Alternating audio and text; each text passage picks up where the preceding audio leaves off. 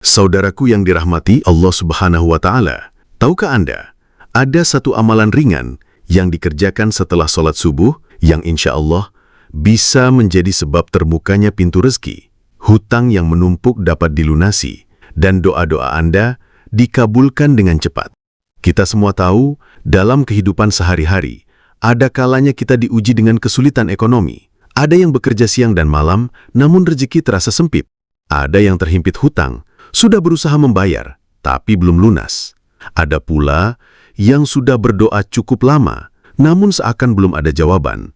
Hati menjadi gelisah, pikiran penuh beban. Agama Islam, dengan kelembutannya, membawa solusi yang bukan hanya menyentuh hati, tapi juga memberikan jalan keluar yang nyata. Rasulullah Shallallahu Alaihi Wasallam mengajarkan kepada kita amalan-amalan yang ringan, namun pahalanya sangat besar, manfaatnya luas, dan keberkahannya menyelimuti kehidupan. Dan salah satunya yang akan kita bahas hari ini adalah amalan setelah sholat subuh yang jarang diketahui, namun sangat istimewa. Assalamualaikum warahmatullahi wabarakatuh. Alhamdulillah, segala puji bagi Allah Subhanahu wa Ta'ala yang senantiasa melimpahkan rahmat dan karunia-Nya kepada kita semua. Salawat serta salam semoga selalu tercurah kepada Nabi Muhammad SAW, teladan mulia sepanjang masa. Saudaraku yang dirahmati Allah Subhanahu wa Ta'ala, inilah realita yang banyak kita temui. Ada yang berangkat pagi pulang malam, bekerja sekuat tenaga, namun rezeki terasa begitu sempit.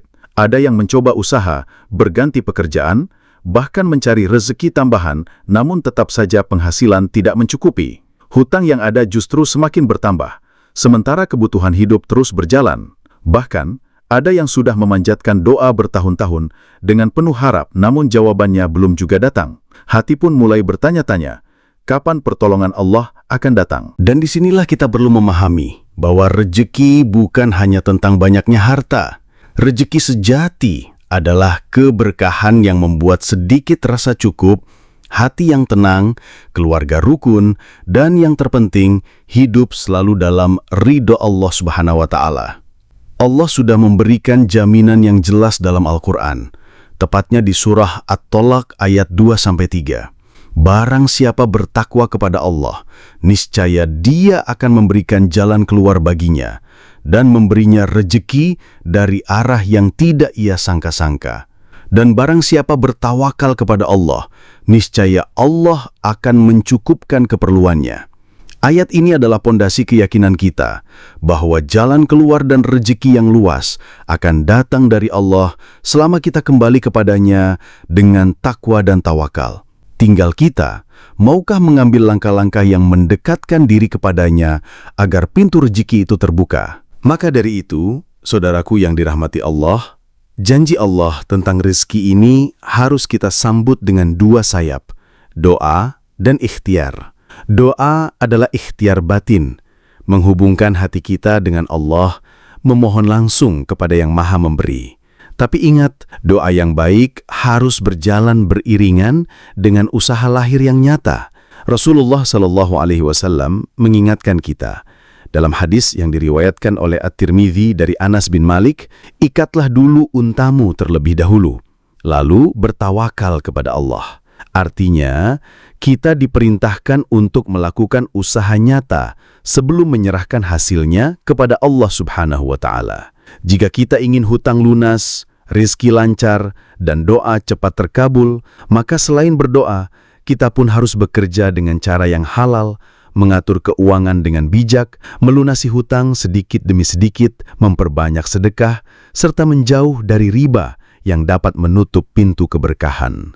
Dengan demikian, doa kita menjadi kuat, usaha kita menjadi terarah, dan pertolongan Allah akan lebih cepat datang. Dan di antara ikhtiar lahir dan batin, yang paling kuat adalah memanfaatkan waktu-waktu yang mustajab. Salah satunya adalah setelah sholat subuh. Pada saat itu, hati masih tenang, pikiran masih jernih, dan suasana sekitar masih sepi dari kesibukan dunia. Inilah saat yang sangat istimewa untuk memohon kepada Allah dengan penuh kekhusyuan. Rasulullah SAW bersabda, "Ya Allah, berkahilah umatku di waktu paginya." Hadis riwayat Abu Dawud nomor 2606, hadis ini dinilai sahih oleh Syekh Al-Albani.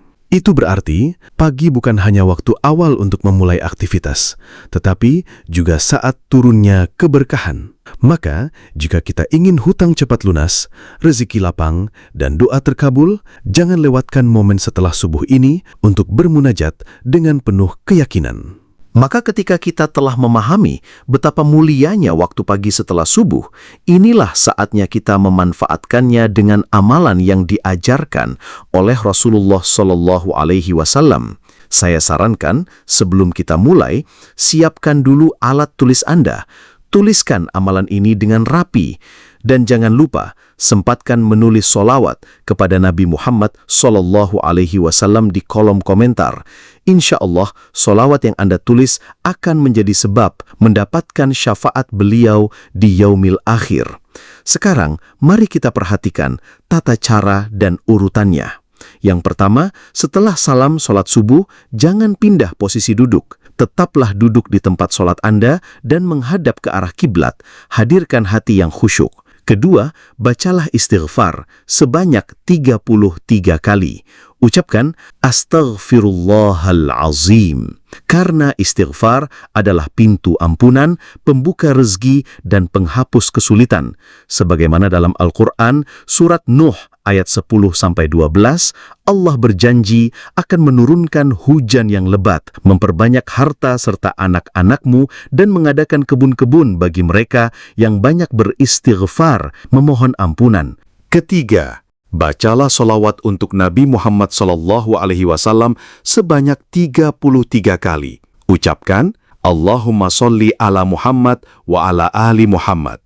Karena solawat menjadi sebab turunnya rahmat dan keberkahan, serta Allah Subhanahu wa Ta'ala akan membalas satu solawat dari kita dengan 10 kebaikan dan menghapus 10 dosa.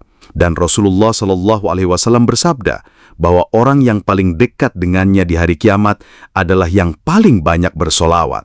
Keempat, bacalah doa utama ini sebanyak 41 kali, tidak boleh kurang dan tidak boleh lebih. Bismillahirrahmanirrahim. Allahumma kfini bihalalika an haramik wa aghnini bifadlika amman siwak. Artinya, ya Allah, cukupkanlah aku dengan rizki halalmu sehingga aku tidak memerlukan yang haram, dan cukupkanlah aku dengan karuniamu sehingga aku tidak membutuhkan selainmu. Doa ini diriwayatkan dalam hadis sahih, hadis riwayat At-Tirmidzi, sebagai doa yang sering diucapkan Nabi Muhammad SAW untuk meminta kecukupan rizki, dijauhkan dari ketergantungan pada makhluk, dan diselamatkan dari lilitan hutang. Maka, niatkan sungguh-sungguh di hati Anda dengan niat bisa seperti ini. Ya Allah, lapangkan rizkiku, lunaskan hutangku, kabulkan doa-doaku, dan mudahkanlah segala urusanku. Amalan ini ringan, tapi jangan lupa kuncinya adalah istiqomah dan keikhlasan. Sebab istighfar akan membersihkan jiwa, solawat membuka pintu rahmat dan keberkahan, dan doa ini menjadi senjata untuk memohon pertolongan Allah dalam segala urusan, baik itu urusan dunia maupun akhirat. Maka setelah kita menunaikan amalan ini dengan penuh keikhlasan, jangan kita berhenti hanya pada zikir dan doa. Ingat saudaraku, yang dirahmati Allah Subhanahu wa Ta'ala, doa ini akan menjadi sempurna ketika diiringi dengan usaha yang halal dan perencanaan yang baik. Jangan tinggalkan sedekah, meskipun sedikit, karena sedekah itu justru akan melipat gandakan rizki, sebagaimana janji Allah dalam Al-Quran Surat Saba ayat 39. Katakanlah, sungguh Tuhanku melapangkan rizki dan membatasinya bagi siapa yang Dia kehendaki di antara hamba-hambanya, dan apa saja yang kamu infakkan, Allah akan menggantinya, dan Dialah pemberi rizki yang terbaik. Sambung tali silaturahmi, sebab Nabi Muhammad SAW bersabda, barang siapa yang ingin dilapangkan rizkinya dan dipanjangkan umurnya, maka hendaklah ia menyambung tali silaturahmi. Hadits riwayat Bukhari dan Muslim. Dan yang tidak kalah penting, perbaiki cara mencari nafkah, jauhi riba dalam bentuk apapun. Karena riba tidak akan pernah membawa berkah, justru menghapus keberkahan yang ada. Rasulullah SAW bersabda, sebaik-baik harta adalah harta yang dimiliki oleh hamba yang soleh. Hadits riwayat Ahmad 197, Syekh Shu'aib Al-Arnaut mengatakan bahwa sanad hadits ini sahih sesuai syarat Muslim. Artinya, harta itu menjadi berkah ketika didapatkan dengan cara yang benar dan digunakan untuk kebaikan. Ingatlah keseimbangan antara kerja keras di jalan yang halal dan tawakal kepada Allah Subhanahu wa Ta'ala adalah kunci keberkahan. Usaha tanpa doa adalah kesombongan. Doa tanpa usaha membuat langkah kita menjadi berat. Tetapi ketika keduanya bersatu, insya Allah pintu rizki terbuka lebar, hati tenang, dan hidup penuh keberkahan. Maka, setelah kita berusaha menjaga keseimbangan antara zikir dan ikhtiar, saatnya kita mulai mengamalkannya. Jangan tunggu nanti, jangan tunggu lapang, tapi mulailah besok subuh. Begitu Anda selesai melaksanakan sholat subuh, tetaplah duduk di tempat sholat Anda, membaca istighfar, sholawat, dan doa yang tadi kita pelajari. Niatkan dengan tulus memohon kelapangan rizki, pelunasan hutang, dan kehidupan yang penuh berkah. Saya doakan untuk Anda yang sudah menyimak video ini dari awal, semoga Allah berikan rizki dari pintu-pintu yang tak disangka, dilunaskan hutang-hutang Anda dengan cara yang halal, dijauhkan dari segala bentuk riba, dan diberikan ketenangan hati dan jiwa. Jika Anda ingin rizki lancar, hutang lunas dan doa cepat terkabul, jangan lewatkan amalan ringan ini setiap selesai melaksanakan sholat subuh. Mulai besok, insya Allah hidup Anda akan penuh keberkahan. Dan semoga dari satu amalan kecil ini, Allah bukakan jalan besar menuju kebaikan dunia dan akhirat. Amin ya Rabbal Alamin. Jangan lupa like video ini, tulis segala doa dan hajat Anda di kolom komentar, agar diaminkan oleh jutaan saudara muslim dimanapun mereka berada. Insya Allah, doa Anda cepat terkabul. Wassalamualaikum warahmatullahi wabarakatuh.